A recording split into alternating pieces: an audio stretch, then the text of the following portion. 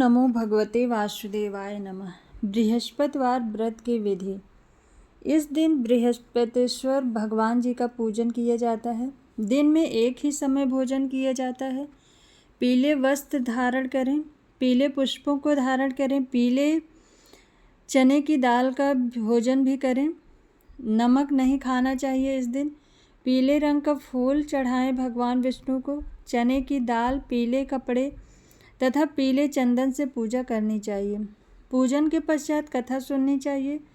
इस व्रत के करने से बृहस्पति जी अति प्रसन्न होते हैं तथा धन और विद्या का लाभ होता है। स्त्रियों के लिए यह व्रत अति आवश्यक है और इस व्रत में केले का पूजन किया जाता है। एक लोटे में चना, गुड़ और मुनक्का डाल के उसमें हल्दी डाल के केले के वृक्ष में जल दिया जाता है। बृहस्पतिवार व्रत कथा। प्राचीन समय की बात है कि भारतवर्ष में एक राजा राज करता था। वह बड़ा ही प्रतापी और दानी था। वह नित्य मंदिर में दर्शन करने जाता था। वह ब्राह्मण और गुरु की सेवा भी किया करता था। उसके द्वार से कोई भी याचक निराश होकर नहीं लौटता था। वे प्रत्येक गुरुवार को व्रत रखता एवं पूजन करता था। हर दिन गरीबों की सहायता करता था, परंतु यह सब बातें उसकी रानी को अच्छी नहीं लगती थी। वह न व्रत करती और न किसी को एक पैसा तक दान में देती। वह राजा से भी ऐसा करने को मना किया करती थी। एक समय की बात है कि राजा शिकार खेलने वन को गए थे। घर पर रानी और दासी थी। उस समय भगवान बृहस्पति देव साधु का रूप धारण कर राजा के दरवाजे पर भिक्षा मांगने आए। साधु ने रानी से भिक्षा मांगी तो वह कहने लगी, हे साधु महाराज, मैं इस दान पुण्य से तंग आ गई हूँ। इस कार्य के लिए तो मेरे पददेव हुए बहुत हैं। अब आप ऐसी कृपा करें कि सारा धन नष्ट हो जाए तथा मैं आराम से रह सकूं। साधु रूपी बृहस्पति देव ने कहा, हे देवी, तुम तो बड़ी विचित्र हो। संतान और धन से कोई दुखी नहीं होता, इसको सभी चाहते हैं। पापी भी पुत्र और धन की इच्छा करता है। अगर तुम्हारे पास धन अधिक हो तो भूखे मनुष्यों को भोजन कराओ, प्याऊ लगवाओ, ब्राह्मणों को दान दो, धर्मशालाएं बनवाओ, कुआं, तालाब, बावड़ी, बाग बगीचे आदि का निर्माण कराओ, निर्धनों की कुंवारी कन्याओं का विवाह कराओ, साथ ही यज्ञ आदि करो। इस प्रकार के कर्मों से आपके कुल का और आपका नाम परलोक में सार्थक होगा एवं तुम्हें भी स्वर्ग की प्राप्त होगी। परंतु रानी साधु की इन बातों से खुश न हुई। उसने कहा, हे साधु महाराज, मुझे ऐसे धन की आवश्यकता ही नहीं है जिसको मैं अन्य लोगों को दान देती फिरूं तथा जिसको रखने और संभालने में मेरा सारा समय ही नष्ट हो जाए। साधु ने कहा, हे देवी, यदि तुम्हारी ऐसी इच्छा है तो ऐसा ही होगा। मैं तुम्हें जैसा बताता हूँ वैसा ही करना। बृहस्पतिवार के दिन घर आंगन को गोबर से लीपना, अपने केसों को पीली मिट्टी से धोना, केसों को धोते समय स्नान करना, राजा से कहना वह हजामत करवाएं, भोजन में मांस मदिरा खाना, कपड़े धोबी के हाथ धुलने डाला। इस प्रकार 7 बृहस्पतिवार करने से तुम्हारा सारा धन नष्ट हो जाएगा। यह कहकर साधु महाराज रूपी बृहस्पति देव अंतर ध्यान हो गया। रानी ने साधु के कहने के अनुसार 7 बृहस्पतिवार तक वैसा ही करने का विचार किया। साधु के बताए अनुसार कार्य करते हुए केवल 3 बृहस्पतिवार ही बीते थे कि उसकी समस्त धन संपत्ति नष्ट हो गई। भोजन के लिए दोनों समय परिवार तरसने लगा तथा सांसारिक भोगों से दुखी रहने लगा। तब राजा ने रानी से कहा कि हे रानी, तुम यहाँ पर रहो, मैं दूसरे देश को जाता हूँ। क्योंकि यहाँ पर मुझे सभी मनुष्य जानते हैं, इसलिए मैं यहाँ कोई काम नहीं कर सकता। मैं अब परदेश जा रहा हूँ, वहाँ कोई काम धंधा करूँगा, शायद हमारे भाग्य बदल जाए। ऐसा कहकर राजा परदेश चला गया। वहाँ जंगल से लकड़ी काट कर लाता और शहर में बेचता। इस तरह जीवन व्यतीत करने लगा। इधर राजा के घर रानी और दासी दुखी रहने लगे। किसी दिन भोजन मिलता और किसी दिन जल पीकर ही रह जाते। एक समय रानी और दासी को 7 दिन बिना भोजन के व्यतीत करने पड़े। तो रानी ने अपनी दासी से कहा, हे दासी, यहाँ पास ही के नगर में मेरी बहन रहती है, वह बड़ी धनवान है। तो उसके पास जा और वहाँ से 5 सेर बेझर मांग के ले आ, जिससे कुछ समय के लिए गुजारा हो जाएगा। दासी रानी की बहन के पास गई। रानी की बहन उस समय पूजन कर रही थी। बृहस्पतिवार का दिन था। दासी ने रानी की बहन से कहा, हे रानी, मुझे आपकी बहन ने भेजा है, मुझे 5 सेर बेझर दे दो। दासी ने यह बात अनेक बार कही, परंतु रानी की बहन कोई उत्तर नहीं दिया, क्योंकि वह उस समय बृहस्पतिवार व्रत कथा सुन रही थी। जब दासी को रानी की बहन से कोई उत्तर नहीं मिला तो वह बहुत दुखी हुई। उसे क्रोध भी आया। वह लौटकर रानी से बोली, हे रानी, आपकी बहन तो बहुत ही घमंडी है। वह छोटे लोगों से बात भी नहीं करती। मैंने उनसे आपका संदेश कहा तो उन्होंने कोई उत्तर नहीं दिया। मैं वापस चली आई। रानी बोली, हे दासी, इसमें उनका कोई दोष नहीं है। जब बुरे दिन आते हैं तब कोई सहारा नहीं देते। अच्छे बुरे का पता तो विपत्ति में ही लगता है। जो ईश्वर की इच्छा होगी वही होगा। यह सब हमारे भाग्य का दोष है। उधर रानी की बहन ने सोचा कि मेरी बहन की दासी आई थी, परंतु मैं उससे नहीं बोली। इससे वह बहुत दुखी हुई होगी। अतः कथा सुन और विष्णु भगवान का पूजन समाप्त कर वह अपनी बहन के घर आई और कहने लगी, हे बहन, मैं बृहस्पतिवार का व्रत कर रही थी। तुम्हारी दासी हमारे घर गई थी, परंतु जब तक कथा होती है तब तक न लोग उठते हैं और न ही बोलते हैं, इसलिए मैं न बोली। कहो दासी क्यों गई थी? रानी बोली, बहन, हमारे घर अनाज नहीं था। वैसे तुमसे कोई बात छिपी नहीं है, इस कारण मैंने दासी को तुम्हारे पास 5 सेर बेजल लेने के लिए भेजा था। रानी की बहन बोली, बहन देखो, बृहस्पति भगवान सभी की मनोकामना पूर्ण करते हैं। देखो, शायद तुम्हारे घर में भी अनाज रखा हो। यह सुनकर दासी घर के अंदर गई तो वहाँ उसे एक गड़ा बेजर का भरा मिल गया। उसे बड़ी हैरानी हुई, क्योंकि उसने एक एक बर्तन देख लिया था। उसने बाहर आकर रानी को बतलाया। दासी अपनी रानी से कहने लगी, हे रानी, देखो, ऐसे हमको जब अन्न नहीं मिलता तो हम रोज ही व्रत करते हैं। अगर इनसे व्रत की विधि और कथा पूछ ली जाए तो उसे हम भी किया करेंगे। दासी के कहने पर रानी ने अपनी बहन से बृहस्पतिवार के व्रत के बारे में पूछा। उसकी बहन ने बताया, हे रानी बहन, बृहस्पतिवार को सूर्योदय से पूर्व उठकर स्नान करके बृहस्पतिवार का व्रत करना चाहिए, लेकिन उस दिन सिर नहीं धोना चाहिए। बृहस्पतिवार के व्रत में चने की दाल और मुनक्का से विष्णु भगवान का केले के वृक्ष की जड़ में पूजन करें तथा दीपक जलावें। उस दिन एक ही समय भोजन करें। भोजन पीले खाद्य पदार्थ का करें तथा कथा सुनें। इस प्रकार करने से गुरु भगवान प्रसन्न होते हैं, अन्न पुत्र धन देते हैं। इस तरह व्रत और पूजन की विधि बताकर रानी की बहन अपने घर लौट गई। रानी और दासी दोनों ने निश्चय किया कि वे बृहस्पति भगवान का पूजन जरूर करेंगी। 7वें दिन जब बृहस्पतिवार आया तो उन्होंने व्रत रखा और घुड़साल में जाकर चना और गुड़ मिलाए तथा उसकी दाल से केले की जड़ में विष्णु भगवान का पूजन किया। अब भोजन पेला कहाँ से आवा? बेचारी बड़ी दुखी हुई, परंतु दोनों ने व्रत किया था, इस कारण बृहस्पति देव भगवान बहुत प्रसन्न थे। वे एक साधारण व्यक्ति के रूप में 2 थालों में सुंदर पीला भोजन लेकर आया और दासी को देकर बोले, हे दासी, यह भोजन तुम्हारे और रानी के लिए है, तुम दोनों करना। दासी भोजन पाकर बड़ी प्रसन्न हुई और रानी से बोली, चलो रानी जी, भोजन कर लो। रानी को भोजन आने के बारे में कुछ पता नहीं था, इसलिए वह दासी से बोली, जा तू ही भोजन कर, क्योंकि तू हमारे व्यर्थ में हंसी उड़ाती है। दासी बोली, एक व्यक्ति अभी भोजन दे गया है। रानी कहने लगी, वह भोजन तेरे ही लिए दे गया है, तू ही भोजन कर। दासी ने कहा, वह व्यक्ति हम दोनों को 2 थालों में भोजन दे गया है, इसलिए मैं और आप दोनों साथ साथ भोजन करेंगे। फिर दोनों ने गुरु भगवान को नमस्कार कर भोजन प्रारंभ किया।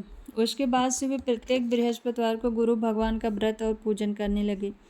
बृहस्पति भगवान की कृपा से उनके पास धन हो गया, परंतु रानी फिर पहले की तरह आलस करने लगी।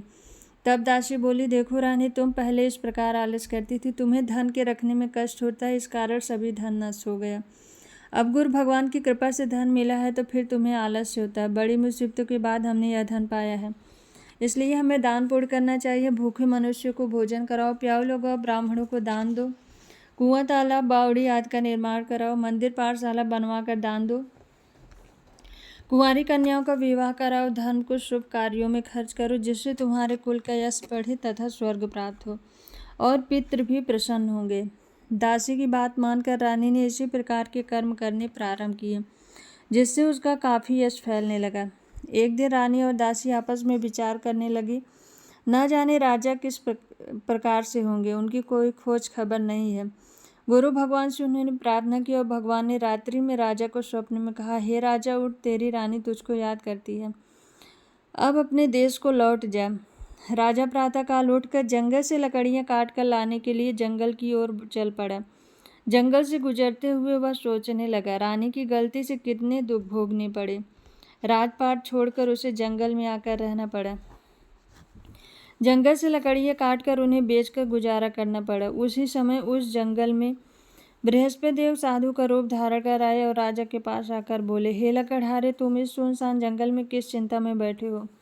मुझको बतलाओ। यह सुन राजा के नेत्रों में जल भराया। साधु की वंदना कर बोला, हे प्रभु, आप सब कुछ जानने वाले हो। इतना कहकर राजा ने साधु को अपनी संपूर्ण कहानी बतला दी। महात्मा तो स्वभाव से ही दयालु होते हैं। वे राजा से बोले, हे राजा, तुम्हारी पत्नी ने बृहस्पति देव के प्रति अपराध किया था, जिसके कारण तुम्हारी यह दशा हुई। अब तुम किसी प्रकार की चिंता मत करो, भगवान तुम्हें पहले से अधिक धन देंगे। देखो, तुम्हारी पत्नी ने बृहस्पतिवार का व्रत करना प्रारंभ कर दिया है। अब तुम भी बृहस्पतिवार का व्रत करके चने की दाल, गुड़ व जल को लोटे में डाल केले का पूजन करो। फिर कथा कहो और सुनो, भगवान तुम्हारी सब कामनाओं को पूर्ण करेंगे। साधु को प्रसन्न देखकर राजा बोला, हे प्रभु, मुझे लकड़ी बेचकर इतना पैसा नहीं मिलता जिससे भोजन करने के उपरांत कुछ बचा सकूं। मैंने रात्रि में अपनी रानी को व्याकुल देखा है। मेरे पास कोई साधन नहीं है जिससे उसका समाचार जान सकूं। फिर मैं बृहस्पतिवार की कौन सी कहानी कहूँ या सुनूं, मुझको तो ये भी नहीं मालूम है। साधु ने कहा, हे राजा, तुम किसी बात की चिंता मत करो। बृहस्पतिवार के दिन तुम रोजाना की तरह लकड़ियाँ लेकर शहर में जाओ। तुमको रोज से दुगना धन प्राप्त होगा, जिससे तुम भली भांत भोजन कर लोगे तथा बृहस्पति देव की पूजा का सामान भी आ जाएगा। बृहस्पति देव की कथा इस प्रकार है। बृहस्पति देव की कथा। प्राचीन काल में एक बहुत ही निर्धन ब्राह्मण था। उसके कोई संतान नहीं थी। वह नित्य पूजा पाठ करता, परंतु उसकी स्त्री बहुत मलिनता के साथ रहती थी। वह न स्नान करती, न किसी देवता का पूजन करती। प्रातःकाल उठते ही सर्वप्रथम भोजन करती, बाद में कोई अन्य कार्य करती थी। ब्राह्मण देवता बहुत दुखी रहते थे। पत्नी को बहुत समझाते, किंतु उसका कोई परिणाम न निकलता। भगवान की अनुकंपा से एक समय उस ब्राह्मण की पत्नी गर्भवती हुई और 10वें महीने एक सुंदर कन्या को जन्म दिया। निर्धन ब्राह्मण कन्या के जन्म से बहुत दुखी हुआ और धीरे धीरे ब्राह्मण की कन्या बड़ी होने लगी। बचपन से ही उस कन्या की रुचि भगवान विष्णु की पूजा में थी। वह प्रातः उठते ही स्नानादि करके भगवान विष्णु की पूजा करने मंदिर में जाती थी। बृहस्पतिवार को व्रत करके विधिवत पूजा पाठ करती थी। पूजा पाठ के बाद वह पढ़ने के लिए पाठशाला में जाती थी। घर से चलते हुए वह मुट्ठी भर जौ साथ लेकर जाती और पाठशाला के रास्ते में थोड़े थोड़े जौ गिराती जाती थी। जब वह पाठशाला से घर लौटती तो जौ के वह दाने सोने में बदले हुए मिलते थे। लड़की सभी के सोने के दाने बीन लाती थी। एक दिन जब वो सोने के दानों को साफ कर रही थी तो उसकी माँ ने कहा, बेटी, सोने के दाने साफ करने के लिए सोने का सूप भी होना चाहिए। अगले दिन बृहस्पतिवार था। उसने भगवान बृहस्पति देव की पूजा करते हुए प्रार्थना की, हे भगवान, यदि मैंने आपका व्रत विधिवत किया हो तो मुझे सोने का सूप दे दो। भगवान बृहस्पति देव ने उसकी मनोकामना पूरी करने का वचन दिया। पाठशाला से लौटते समय उसे रास्ते में सोने का सूप पड़ा हुआ मिला। घर लौटकर सोने का सूप अपनी माँ को दिखाकर वह सोने के दाने साफ करने लगी। उसी समय नगर का राजकुमार उसके घर के पास से गुजरा और उस सुंदर लड़की को सोने के सूप में जौ साफ करते देख राजकुमार उस पर मोहित हो गया। महल में लौटकर राजकुमार ने राजा से उस लड़की से विवाह करने की इच्छा प्रकट की तो राजा ने ब्राह्मण को महल में बुलाकर राजकुमार से उसकी लड़की के विवाह की बात कही। ब्राह्मण तैयार हो गया और धूमधाम से उस लड़की का विवाह राजकुमार से हो गया। दुल्हन बनकर ब्राह्मण की लड़की महल में चली गई। लड़की के चले जाने से ब्राह्मण फिर निर्धन हो गया। उसे कई कई दिन भोजन भी नहीं मिलता था। बहुत दुखी होकर ब्राह्मण एक दिन अपनी लड़की के पास गया। अपने पिता से निर्धनता का समाचार सुनकर उसे बहुत सा धन देकर पिता को विदा किया। उस धन से ब्राह्मण के कुछ दिन तो आराम से गुजर गए, लेकिन जल्द ही फिर भूखों मरने की हालत हो गई। ब्राह्मण अपनी लड़की से धन लेने के लिए फिर महल में पहुंचा।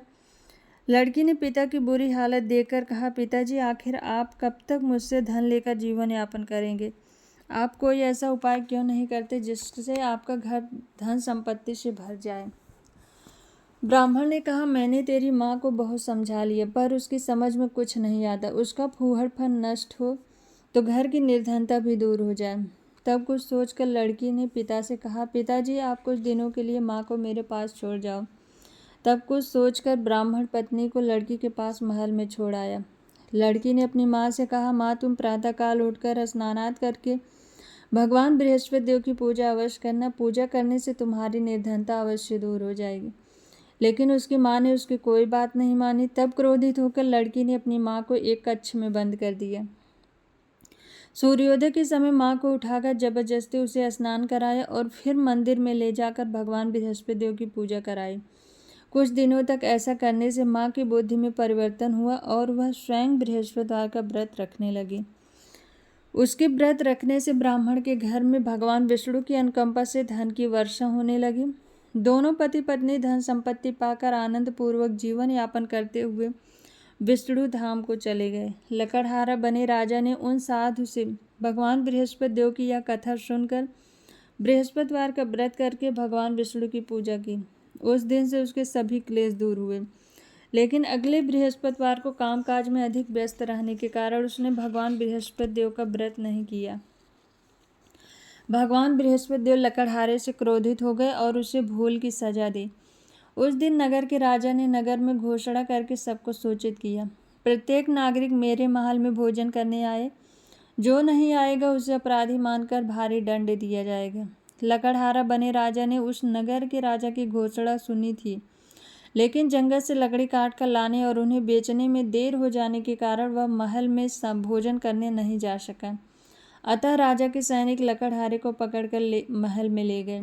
राजा ने उसे महल के एक कक्ष में बैठाकर भोजन कराया। उस कक्ष में एक खूंटी पर रानी का सोने का हार लटका हुआ था। लकड़हारा अकेला उस कक्ष में भोजन कर रहा था। तभी उसने एक आश्चर्यजनक घटना घटती देखी। देखते ही देखते वह खूंटी हार को निगल गई। थोड़ी देर बाद राजा ने हार को गायब देखा तो लकड़हारे को कारागार में डलवा दिया।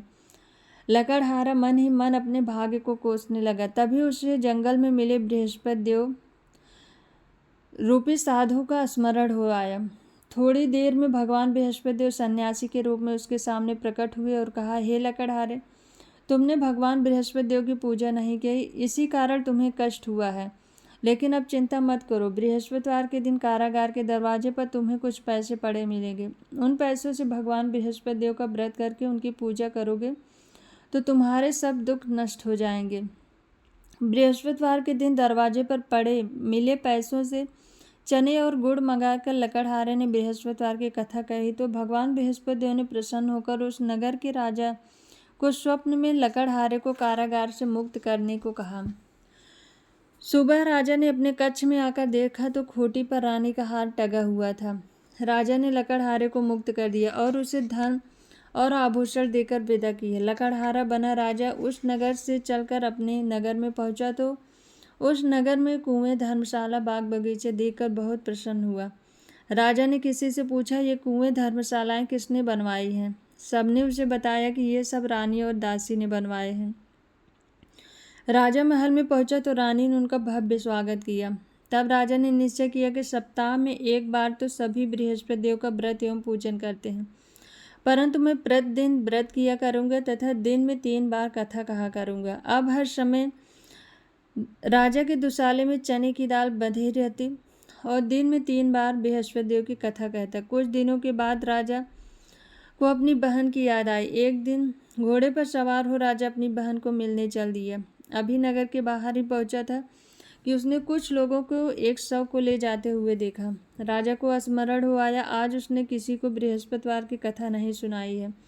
राजा ने उन लोगों को रोककर कहा, भाइयों, आप शव को ले जाने से पहले मुझसे बृहस्पतिवार की कथा सुन लें।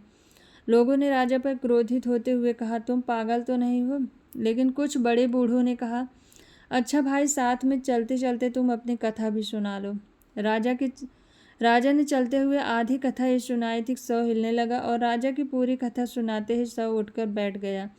लोगों ने हैरानी से दांतों तले उंगली दबाई और अगले बृहस्पतिवार से भगवान बृहस्पति देव का व्रत करने व कथा सुनने का निश्चय कर लिया। अब घोड़े पर सवार राजा चलते हुए एक किसान के पास पहुंचा। किसान अपने खेत में हल चला रहा था। राजा ने कहा, अरे भाई, मुझसे बृहस्पतिवार की कथा सुन लो। किसान झुंझलाकर बोला, अरे भाई, देख नहीं रहे, जितनी देर तक तुम्हारी कथा सुनूंगा उतनी देर में तो पूरे खेत में हल चला लूँगा। राजा निराश होकर चलने लगा। तभी किसान की बैल लड़खड़ाकर जमीन पर जा गिरे।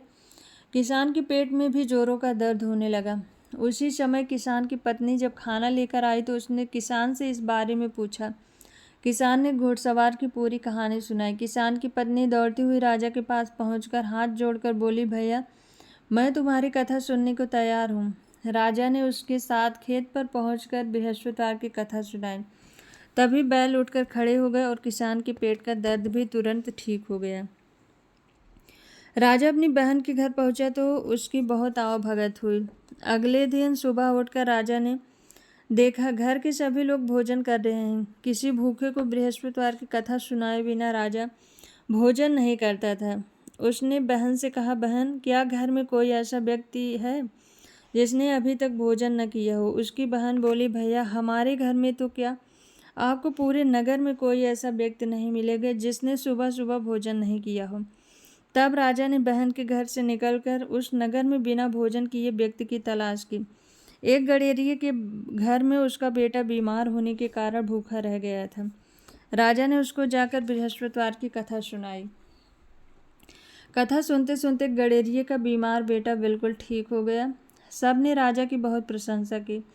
एक दिन राजा ने अपनी बहन से कहा, बहन, अब हम अपने घर जाना चाहते, तुम भी हमारे घर साथ चलो, कुछ दिन वहां रहकर लौट आना। राजा की बहन ने अपनी सास से पूछा तो सास ने ताने देते हुए कहा, बहू, मायके जाना तो अकेली जाना, मेरे पोतों को नहीं ले जाना। तुम्हारे भाई के कोई संतान नहीं है, कहीं तुम्हारी भाभी मेरे पोतों पर कोई जादू टोना न कर दे।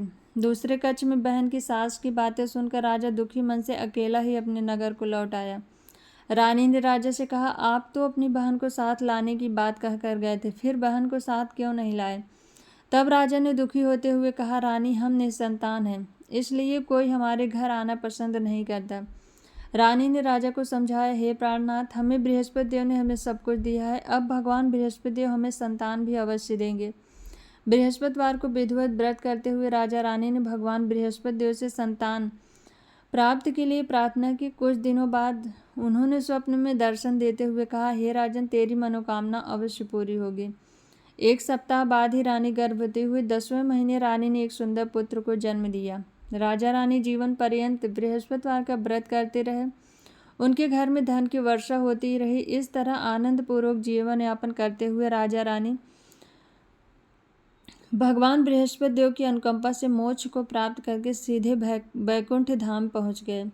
बृहस्पतिवार को विधिवत व्रत करके जो स्त्री पुरुष भगवान बृहस्पति देव की पूजा करते हैं, भगवान उनकी सभी मनोकामनाएं पूर्ण करते हैं। बोलो बृहस्पति देव की जय। आरती बृहस्पति देव की। ओम जय बृहस्पति देवा, ओम जय बृहस्पति देवा, छिन छिन भोग लगाऊं कदली फल मेवा। ओम जय बृहस्पति देवा, तुम पूर्ण परमात्मा, तुम अंतर्यामी, जगत पिता जगदीश्वर, तुम सबके स्वामी।